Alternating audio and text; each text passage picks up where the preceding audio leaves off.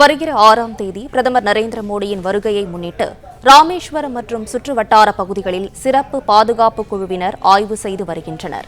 கூடுதல் விவரங்களை செய்தியாளர் பிரபுராவ் வழங்க கேட்கலாம். பிரபுராவ், வணக்கம். இந்த ஆய்வு குறித்து மேலும் சொல்லுங்க.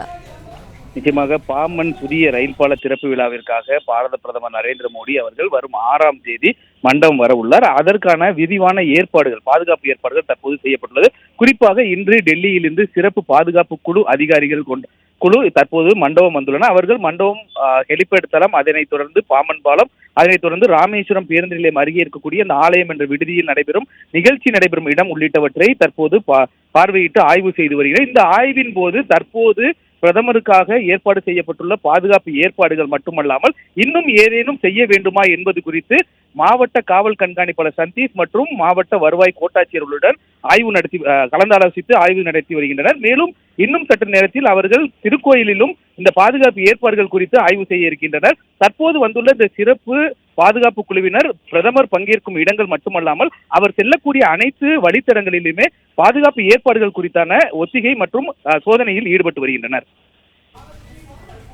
பிளே ஸ்டோர் மற்றும் ஆப் ஸ்டோரில் இருந்து பாலிமர் செயலியை QR கோடு மூலம் பதிவிறக்கம் செய்யுங்கள். செய்திகளை உடனுக்குடன் பெறுங்கள்.